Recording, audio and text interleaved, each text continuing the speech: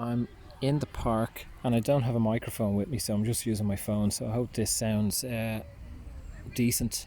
I just passed this example on to a friend of mine earlier, and it just feels purposeful to share it. So a couple of days ago, in doing shadow work and in continually observing and being present with what's passing through us, how we feel, to be sensitive and conscious, continually pushing to expand consciousness, continually pushing to be more conscious, be more present. As I've said before many times, I don't feel I am conscious. I'm barely conscious. I'm barely awake, barely aware of what's going on. Moment to moment I have glimpses of, but there's so much more available to us that we don't see, that I don't see.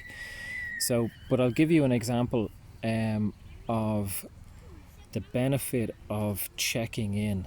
So when I work with people, and I teach shadow work to people, so when I work with people, often they would be aware and they would learn the tools to integrate our shadow when something very challenging happens. And I'd use the scale of 0 to 10. So if we're really, really triggered and fucked up, and it's a 10 out of 10. So often people obviously see those 9s and 10s out of 10. They see the intensity of that moment, that they're so pissed off or anxious or afraid or whatever it may be. But they're used to seeing those, and they're not used to seeing the 2 out of 10, the 3, the 4 out of 10. The subtle triggers that happen that they're just not conscious of. They're not sensitive enough. They're not self-aware enough to see these little.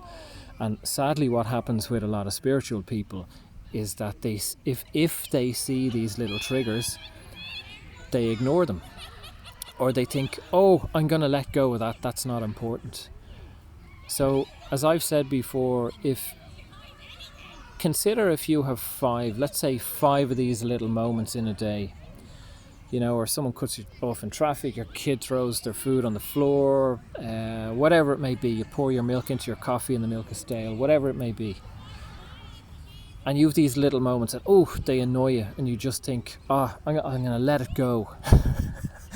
Fuck modern spirituality. It's a fucking poison. It's a cult. It's as distracting and dysfunctional as fucking politics and the media. So, to get back on point, if you think, I'm going to let go, let go, my coffee is fucking ruined, or the kid just ruined the carpet, or whatever it may be, I'm going to let go. That's fine on one moment. Let's say you do that 5 times a day. And let's say you do it 5 times, and trust me, you do it 5 times a day at least. People do it, but we're not aware enough to see how often we actually do this. These little moments that we just move on from. We just ignore it. I'm just going to let go. I'm just going to move on. Again. So let's say 5 times a day, 7 days a week. That's 35, if my maths is right. 35 incrementally angry, irritable moments within yourself, within your consciousness, that you overlook, that you ignore. 35 times. And that ultimately is where anger comes from. That's where rage comes from. That's where aggression comes from. That's where disease and illness comes from. So if you're doing that day in, day out, that you're ignoring your own consciousness and your own being that is in pain, that is annoyed or frustrated or angry or irritated or whatever it may be, you're continually doing that day in, day out. It builds, it festers.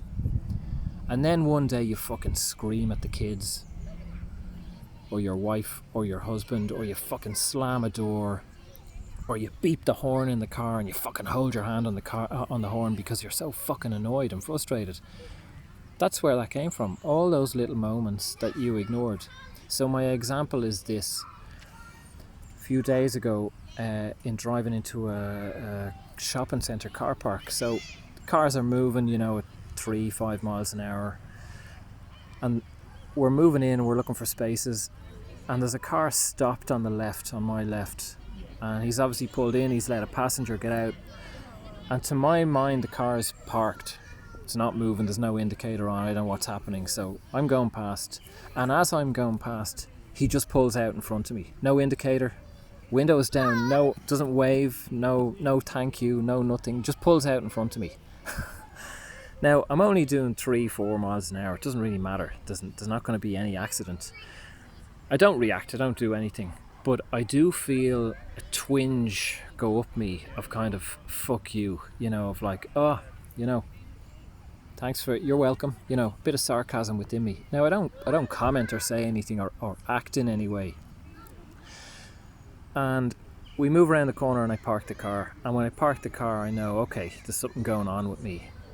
So that's like a 1 or a 2 out of 10. It's noticeable. A 2 out of 10 for me. But there was a time where I wouldn't have even noticed that. I would have done nothing about it. Would let it go. I let it go because I'm spiritual. And then maybe 10 minutes later or an hour later or whenever, something else would have happened, in the queue, in the shop, or in the traffic when I get back into the car or whatever. And that might have been a 3 or 4 out of 10 or 5 out of 10. Or maybe the next day. And these things build and build. So now, thankfully, my awareness has expanded a little bit, just enough that I can see that at that point. So in that car I felt, and I knew that evening, okay, I've work to do, or this will grow, this will fester, this will build. And when I say fester, I don't mean I'm going to spend my evening sitting thinking about this guy who pulled out. Not at all. I wouldn't even remember that. What I mean is that there's a frequency of frustration or irritability or anger being presented within me. The circumstances are forgotten, irrelevant, meaningless, utterly meaningless. I don't remember them, I don't analyse them, I don't care about them. If anything, as I've said before, the guy who pulled out is a gift. He's a teacher. So my higher self has gone to his higher self and said, please pull out now. It will present a frequency to this man. So he pulls out. He's not conscious or aware of what he's doing. Or maybe he is, I don't know. And it's my responsibility to witness what comes up in me and to integrate that, to be at home with myself, to feel that feeling.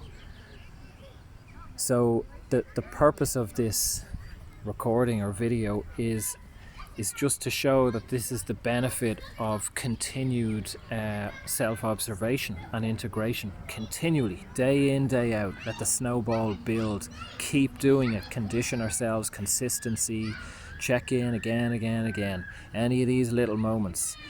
And what happens is I very, very rarely have a 10 out of 10 or a 9 out of 10 of intensity. But obviously I have 3s or 2s or maybe 4s. But I can catch them now far earlier and be at peace with them, integrate them, feel them, cry them out if that's what needs be. And allow the integration, bring that home, not try to change it or get rid of it or do any of that. So I hope that makes sense. It's just as our consciousness expands and our awareness broadens, we can see,